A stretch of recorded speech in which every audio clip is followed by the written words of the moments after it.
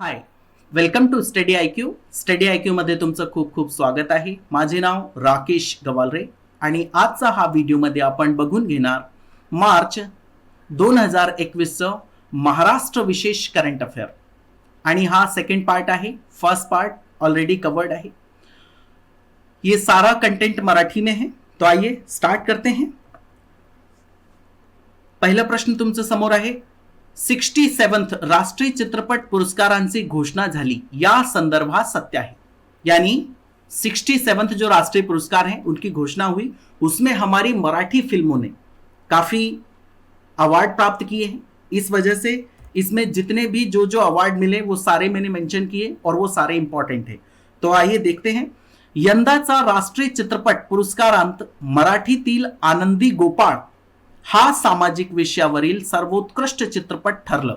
सबसे इंपॉर्टेंट है, सामाजिक विषय पर आधारित पूरे देश में सर्वश्रेष्ठ चित्रपट यानी सर्वश्रेष्ठ फिल्म वो कौन सी है? वो रही है हमारी आनंदी गोपाळ. मग हे तुम्ही विसरू नका, लक्षात ठेवा, खूप महत्वाचा आहे. हा बहुत ज्यादा इंपॉर्टेंट है. आनंदी गोपाळ, इस फिल्म को कौन सा अवार्ड मिला है? सामाजिक विषय पर आधारित सर्वश्रेष्ठ फिल्म का अवार्ड मिला है. पुढचं बघा. असून सर्वोत्कृष्ट मराठी चित्रपट म्हणून बारडोला गौरवण्यात आले आहे. यानी मराठी की सर्वश्रेष्ठ चित्रपट कौन सी रही, सर्वश्रेष्ठ फिल्म कौन सी रही? तो वो है बारडो. ये दोनों नाम आपको पता होना चाहिए, आनंदी गोपाळ आणि दुसरी बारडो. पुढचं पॉइंट बघा. बेस्ट इन्व्हेस्टिगेटिव्ह चित्रपट म्हणून जकल या मराठी चित्रपटाची निवड झाली आहे. हा पॉइंट पण खूप महत्वाचा आहे आणि हे पण देशात आहे, आमचा महाराष्ट्रात नाही, देशात. देश में बेस्ट इन्वेस्टिगेटिव जो फिल्म है उसका अवार्ड हमारी मराठी फिल्म को मिला है. वो कौन सी? जकल फिल्म को मिला है. इंपॉर्टेंट है. इन्वेस्टिगेटिव मीन्स क्या? जिसमें सस्पेंस रहता है, इन्वेस्टिगेशन करते हैं वो लोग और फिल्म के लास्ट में सस्पेंस निकलता है. वो खैर बात की बात नहीं, बट आपको ये पता होना चाहिए. आणि पुढे बघा. सर्वोत्कृष्ट पार्श्वगायिका म्हणून बारडो या चित्रपटातील रान पैटल या गाण्यासाठी सावनी रवींद्र यांना पुरस्कार जाहीर झालं आहे. ये इनका नाम भी आपको अच्छी तरह से याद होना चाहिए कि सर्वश्रेष्ठ पार्श्व गायिका कौन सी रही हैं? तो वो रही हैं सावनी रविंद्र. उन्होंने बारडो फिल्म का गाना गाया, इस वजह से इन्हें चुना गया है क्या? सर्वश्रेष्ठ पार्श्व गायिका के अवार्ड के लिए. इंपॉर्टेंट है ये पॉइंट भी. पुढे बघा. जॉन फीचर फिल्म विभागात पदार्पणातील दिग्दर्शनाचा पुरस्कार खिसा या लघुपटाचा दिग्दर्शक राज मोरे यांना जाहीर झालं आहे. अब देखिए ये पॉइंट भी बहुत इंपॉर्टेंट है. जॉन फीचर फिल्म विभाग के एक डायरेक्टर हैं, उनका नाम है क्या? राज मोरे. वो बेस्ट जो पदार्पण वाले डायरेक्टर हैं, यानी जिन्होंने पहली बार फिल्म बनाई है, उसका अवार्ड राज मोरे जी को मिला है. ये भी आपको बिल्कुल एकदम याद कर लेना है. और कौन सी फिल्म बनाई है इन्होंने? खीसा. ये लघुपट बनाई है, बड़ी फिल्म नहीं, छोटी फिल्म है. तो इसका आंसर होगा क्या? वरील सर. अब इसमें याद करने जैसा क्या है? तो याद करने जैसा आपको आनंदी गोपाळ, ये सामाजिक विषय पर सर्वश्रेष्ठ फिल्म है, ये आपको याद होना चाहिए, पहला पॉइंट. और दूसरा बारडो, ये मराठी की सर्वश्रेष्ठ फिल्म है. फिर तीसरी बेस्ट इन्वेस्टिगेटिव चित्रपट जकल. उसके बाद में सर्वश्रेष्ठ पार्श्व गायिका कौन सी है? सावनी रविंद्र. ये 4th नंबर का पॉइंट आपको याद रखना है. और फिर राज मोरे जी को भी आपको याद रखना है. बहुत ज्यादा इंपॉर्टेंट है. जब भी महाराष्ट्र का कोई व्यक्ति नेशनल लेवल पे कोई अवार्ड जीतता है या अच्छा करता है तो वो करंट अफेयर फिर इंपॉर्टेंट हो जाता है. मग याचा उत्तर आहे वरील सर. याद रखना, एग्जाम में इतने इजी ऑप्शंस आपको नहीं मिलने वाले. अगले प्रश्न पर आते हैं. पुढचा प्रश्न बघा. अक्कर माशी या प्रसिद्ध आत्मकथा लिहिणारे शरण कुमार लिंबाळे बांगमयाचा क्षेत्रातील प्रतिष्ठित समजलं जाणारा सरस्वती सन्मान या राष्ट्रीय पुरस्काराचे मानकरी ठरले आहेत. आप देखिए, ये जो सरस्वती पुरस्कार है ये भी बहुत इंपॉर्टेंट है. और अभी तक हमारे महाराष्ट्र से इनसे पहले सिर्फ 2 लोगों को यह सम्मान मिला था मराठी भाषा से. एक कौन? विजय तेंदुलकर जी जो कि प्रसिद्ध लेखक है, और दूसरे महेश एलकुंचवार जी. इन दोनों को मिला था और ये तीसरे व्यक्ति है. याद रखना, इन दोनों के नाम भी आपको पता होना चाहिए. इनके साथ में एडिशनल डेटा ये भी पता होना चाहिए. महेश एलकुंचवार और विजय तेंदुलकर, इन्हें पहले सरस्वती सम्मान मिल चुका है और ये काफी बड़ा पुरस्कार है. देखते हैं इसके बारे में भी बात करते हैं. ये राष्ट्रीय स्तर पर दिया जाता है. आइए बात करते हैं. देशाचा स्वतंत्रता स्वतंत्र लढ्याचा इतिहासातील दलित आणि आदिवासींचे योगदान हा विषय हाताळणाऱ्या लिंबाळे यांचा सनातन या कादंबरीचा गौरव करण्यात आलं। अब इनकी जो कादंबरी है इसका नाम भी आपको पता होना चाहिए, सनातन इनकी कादंबरी है। और अक्करमाशी इन्होंने आत्मकथा लिखी और ये काफी फेमस रही। ये अक्करमाशी आत्मकथा बहुत प्रसिद्ध है। और इन्होंने क्या किया, इन्होंने ये किया कि हमारे देश की स्वतंत्रता में दलित और आदिवासियों का जो योगदान है उसके ऊपर राइटिंग की, उसको रिकॉग्नाइज करने की कोशिश की। इस वजह से इन्हें एक दलित लेखक या चिंतक कहा जाता है। किसे? श्री शरण कुमार लिंबाळे जी को। तो इनका नाम आपको पता होना चाहिए, बहुत ज्यादा इंपॉर्टंट है। पुढचा पॉइंट बघा, विजय तेंडुलकर आणि महेश एलकुंचवार यांचा नंतर सरस्वती सन्मान प्राप्त करणारे लिंबाळे हे तिसरे मराठी साहित्यिक ठरले। पहले दो कौन से हैं? विजय तेंडुलकर जी और महेश एलकुंचवार जी, इंपॉर्टंट है। पुढचा पॉइंट बघा, दिल्लीच्या के बिर्ला फाउंडेशन तर्फे दरवर्षी सरस्वती सन्मानची घोषणा केली जाते। देशातील 22 भाषांमधील पुस्तकांचे अवलोकन करून दरवर्षी एका लेखकास हा पुरस्कार दिला जातो।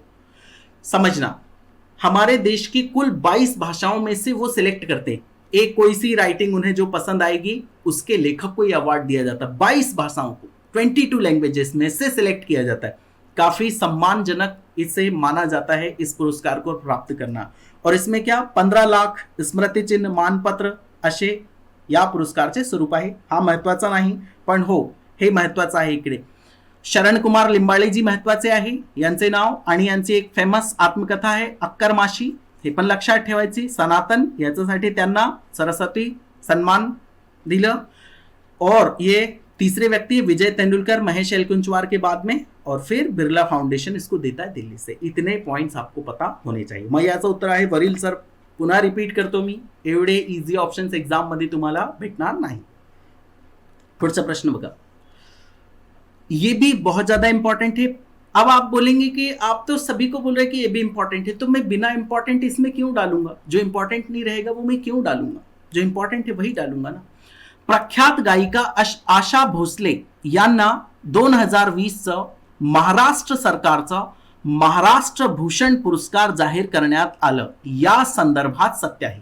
अब ये महाराष्ट्र भूषण जो पुरस्कार है ये हमारे महाराष्ट्र का, मैं कहूंगा काफी फेमस और आई थिंक सर्वोत्कृष्ट पुरस्कार है, सबसे हाईएस्ट सिविलियन अवार्ड है। I am not sure about it, but हाँ ये पुरस्कार इन्हें मिला है आशा भोसले जी को। इससे पहले भी बहुत सारे जो महाराष्ट्र के यानी नायक रहे उन्हें मिल चुका है, जैसे हमारे सचिन तेंदुलकर जी को मिला है, श्री गावस्कर जी को मिला है, इसके अलावा लता मंगेशकर जी को भी मिला है, और उनमें ही आप ये भी आ चुकी हैं कौन? आशा भोसले जी। तो एक तो आपको ये पॉइंट पता होना चाहिए कि महाराष्ट्र भूषण पुरस्कार किन्हें दिया गया है, तो वो आशा भोसले जी को दिया गया 2020 का। राज्यात कोणत्याही क्षेत्रात निरपेक्ष वृत्तीने सेवा करणाऱ्या तसेच त्याद्वारे मानवी जीवन उंचावण्यासाठी उल्लेखनीय कार्य करणाऱ्या व्यक्तीस हा सर्वोत्कृष्ट पुरस्कार देऊन सम्मानित करण्यात येतो। यानी जो भी अच्छा काम करता है और लोगों के जीवन में सुधार लाता है उन्हें ये पुरस्कार दिया जाता है। और इसमें क्या होता है? रोख 10 लाख रुपये, शाल, श्रीफळ आणि सन्मान चिन्ह असे या पुरस्कारचे स्वरूप आहे। ये भी अगर आप याद रख लेंगे तो अच्छा है, क्योंकि जब ये पुरस्कार चर्चा में आ ही चुका है तो इसके साथ के एडिशनल इन्फॉर्मेशन भी आपको पता होनी चाहिए। राज्यात 1997 पासून महाराष्ट्र भूषण पुरस्कार देण्यात येतात, यानी 97 से ये पुरस्कार दिया जा रहा है। और मैंने बताया बहुत सारी फेमस पर्सनालिटी को ये पुरस्कार दिया जा चुका है। मग याचं उत्तर आहे वरील सर। पुढचा प्रश्न बघा, फिर एक व्यक्ति हैं बहुत ही प्रसिद्ध चित्रकार और वो गोवा के हैं, बट थोड़ा सा उनका हमारे महाराष्ट्र से भी संबंध रहा है।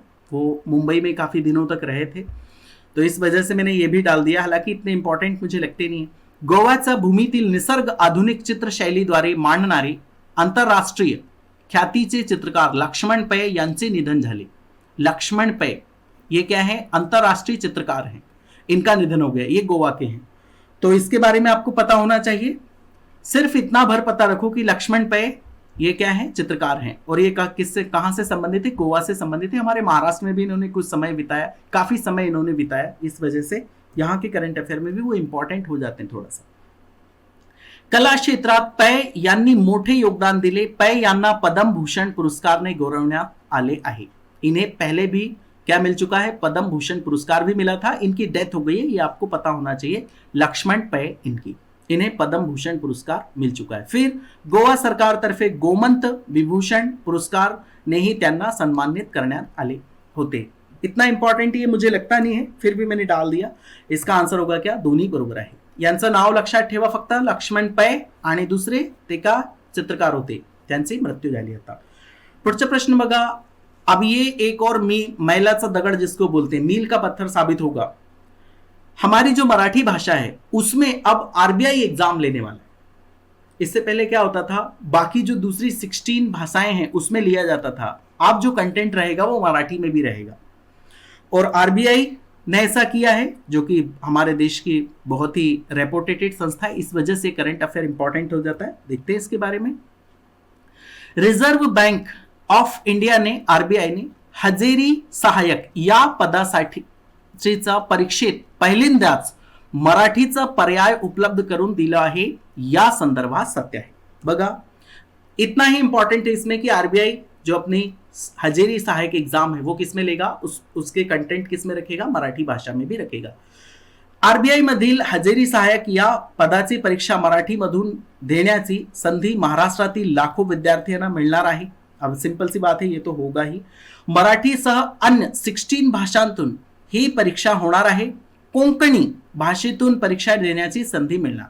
देखिए, एक तो मराठी में भी होगी ये परीक्षा, यानी कंटेंट जो होगा वो मराठी में भी अवेलेबल होगा, और किसमें, कोंकणी लैंग्वेज, कोंकणी भाषा में भी अवेलेबल होगा। ये भी इंपॉर्टेंट है। तो इसका आंसर होगा दोनों बरोबर। तो आरबीआई दो लैंग्वेजेस में एग्जाम लेगा। कौन कौन सी, एक तो कोंकणी में और मराठी में। इससे पहले भी वो रीजनल लैंग्वेजेस में एग्जाम लेता आया है। पुढचा प्रश्न बघा, अब ये जो क्वेश्चन है ये फॉरेस्ट सर्विस के लिए इंपॉर्टेंट है, वैसे सभी के लिए इंपॉर्टेंट है। क्ला या संस्थेकडून दिलेल्या आकडेवारीनुसार भारतात गेल्या 3 महिन्यातील बाघाचा एकूण मृत्यूपैकी सर्वाधिक 64% मृत्यू मध्य भारतात झाले आहेत, या संदर्भात सत्य है। बाघों हमारे यहाँ पर वैसे ही कम है और उनकी डेथ होती जा रही है। कई बार उनका शिकार कर लिया जाता है, कई बार वो आपस के झगड़े में भी मारे जाते हैं, बट उनकी संख्या कम हो रही है। तो इसमें दुखद क्या है, ये तो भारत का आंकड़ा है। आप देखिए, महाराष्ट्र से संबंधित यातील 41% मृत्यू हे एकट्या महाराष्ट्रात, तर 23% मृत्यू मध्य प्रदेशातील आहेत। ये काफी अनफॉर्चुनेट डेटा है कि 41% जो बाघों की मृत्यु हुई है वो हमारे महाराष्ट्र से 41%, और 23% हमसे सेकंड नंबर पे है मध्य प्रदेश। तो मध्य प्रदेश में वैसे ही बाघ बहुत ज्यादा हैं, इसीलिए उसे टाइगर स्टेट भी कहा जाता है। तो वहां इतना चिंता का विषय तो खैर हर जगह होना चाहिए, बट हमारे महाराष्ट्र में ये चिंता का विषय ज्यादा है। और उसमें भी राज्यातील वाघांचा एकूण मृत्यूंपैकी 50%हून अधिक मृत्यू शिकारीकडे अंगुली निर्देशे करनारे आहेत। यानी जो 41% जो बाघों की मृत्यु, उसमें से भी अगर देखें, मान लीजिए 50 बाघ मारे गए, तो उसमें से जो 25 है वो किससे और इशारा करते हैं, वही से और इशारा करते हैं कि इनका जो शिकार किया वो शिकारियों ने किया। शिकारी मतलब क्या, वो क्या करते हैं, बाघों के जो अंग होते हैं उनकी, जैसे बोला जाता तस्करी करते हैं, दूसरे देशों में बेचते हैं या देश में भी बेचते हैं, ऐसा होता है। तो इस वजह से ये काफ़ी अनफॉर्चुनेट है। ये फॉरेस्ट सर्विस के लिए काफ़ी इंपॉर्टेंट है। इसमें से ये आपको याद रखना है, 41% आमचा एकट्या महाराष्ट्रात इतने बाघों की मृत्यू हुई है। इंपॉर्टेंट है ये। मग याचं उत्तर आहे दोन्ही बरोबर आहे। पुढचा प्रश्न बघा, पिंपरी चिंचवड स्वारगेट मेट्रो मार्गिकेचे स्वारगेट पासून पुढे कात्रज पर्यंत विस्तार करण्यास महापालिकेचा मुख्य सभेने मंजूरी दिली। यानी पुणे में जो मेट्रो बन रही है उसका विस्तार किया जाएगा। कहां तक, कात्रज तक। ये याद आप रख लें तो ठीक है, हालांकि मुझे इतना इंपॉर्टेंट लगता नहीं, क्योंकि मेट्रो के ऊपर पहले भी काफी करंट अफेयर आपको देखने को मिले होंगे। स्वारगेट कात्रज भुयारी मेट्रो मार्गिकेचे काम महाराष्ट्र मेट्रो रेल्वे कॉर्पोरेशन कडूनच केले जाणार आहे। ये इंपॉर्टेंट है। महाराष्ट्र मेट्रो रेलवे कॉर्पोरेशन ये क्या करती है, हमारे यहाँ पर मेट्रो का निर्माण करती है।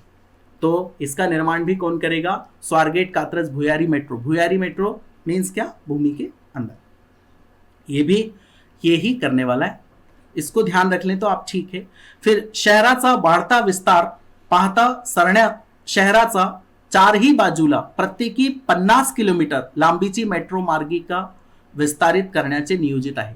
देखिए हमारा जो पुणे शहर है उसका काफी विकास हो रहा है, वो बड़ा होता जा रहा है, तो इसके आसपास भी 50 किलोमीटर क्या बनाई जाएगी, मेट्रो बनाई जाएगी, इतना उसका और विस्तार किया जाएगा ताकि बाद में भी लोग यहाँ पर बसे तो असुविधा ना हो लोगों को, जो कि बहुत अच्छी बात है। इसका आंसर होगा दोनों बरोबर आहे।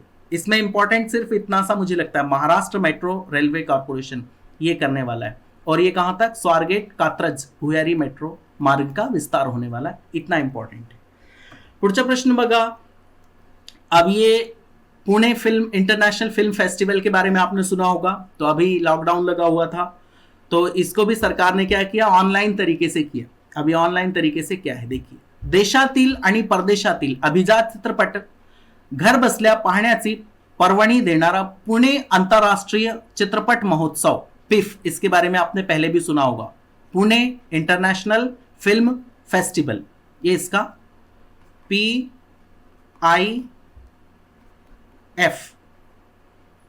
PIFF, Pune international film festival, ये काफी प्रसिद्ध फिल्म फेस्टिवल है, बट अनफॉर्चुनेटली इस कोरोना ने तो सभी लोगों को तंग किया है।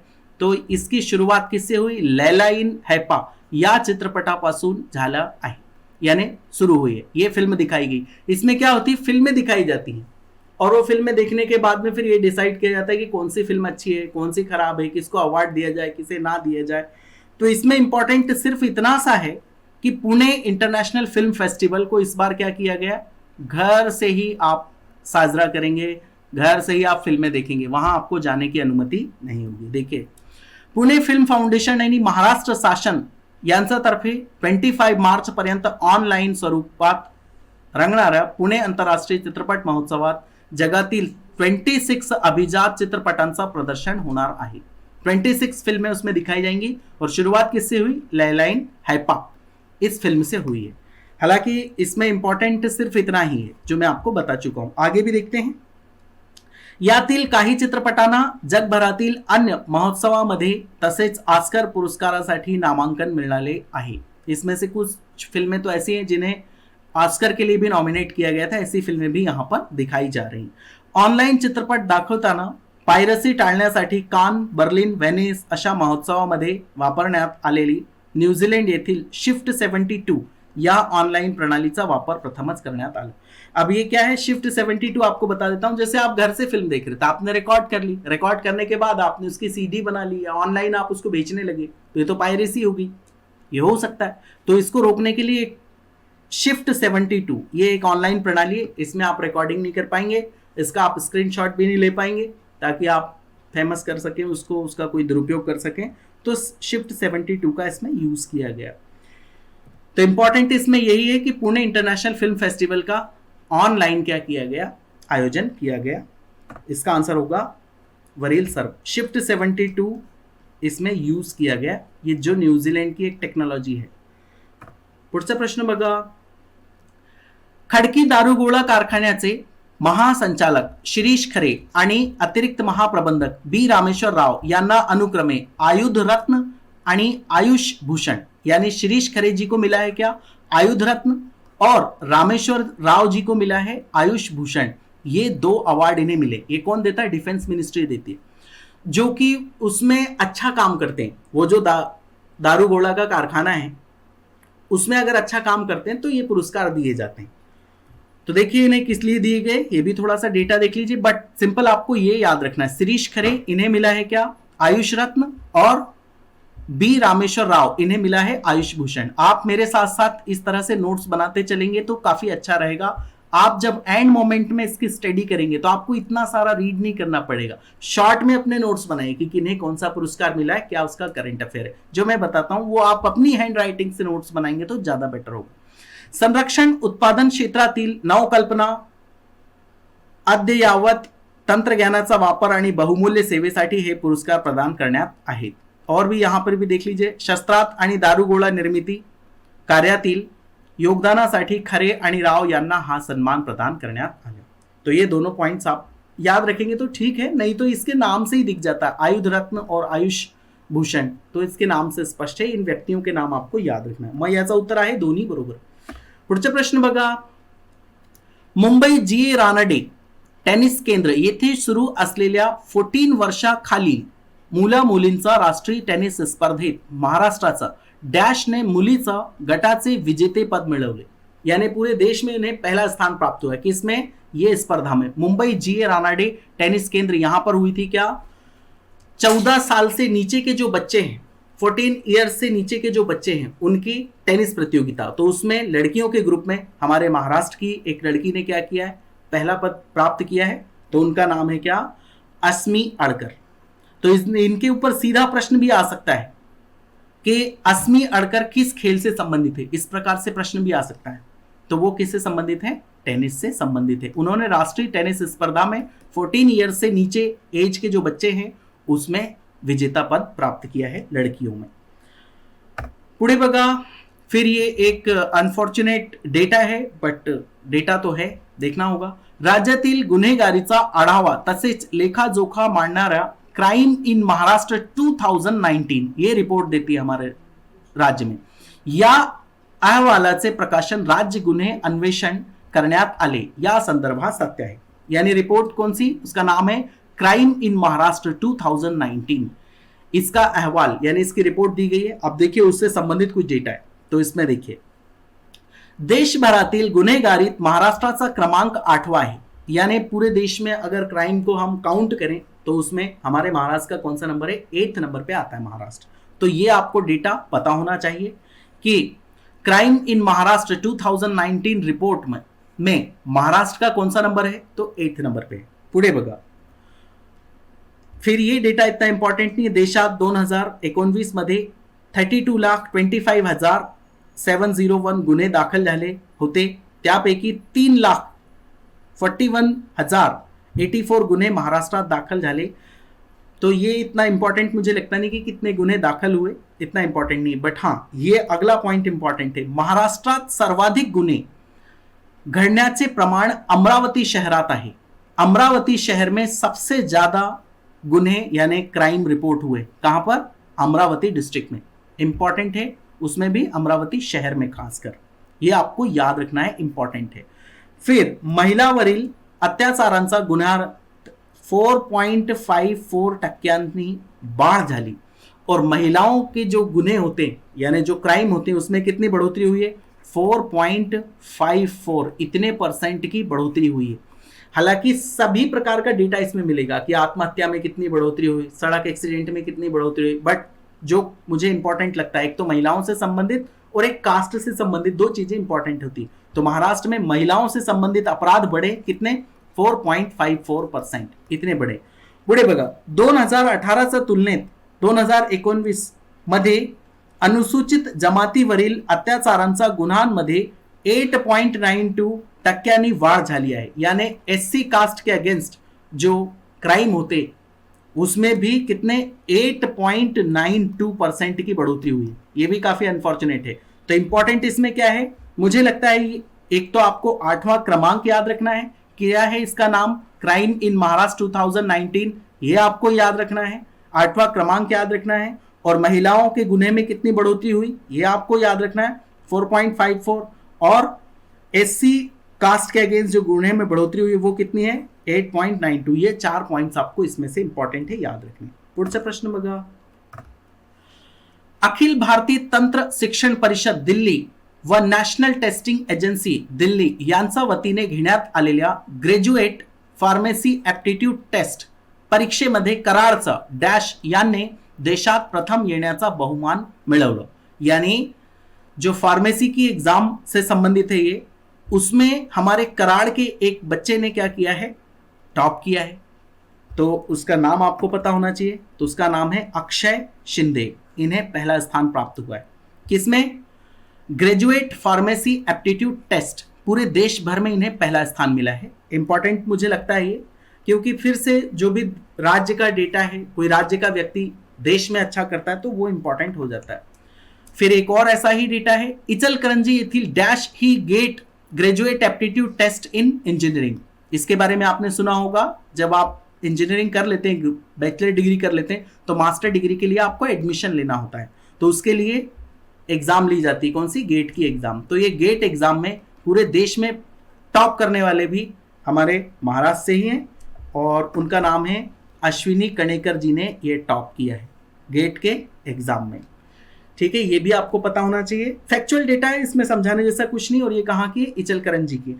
और ये व्यक्ति कहाँ के हैं? ये कराड़ के हैं। इनका नाम है अक्षय शिंदे। ये दोनों बच्चों के नाम भी आपको पता होना चाहिए। So this is the end of the video. बहुत बहुत धन्यवाद। शेवटी जय हिंद, जय महाराष्ट्र।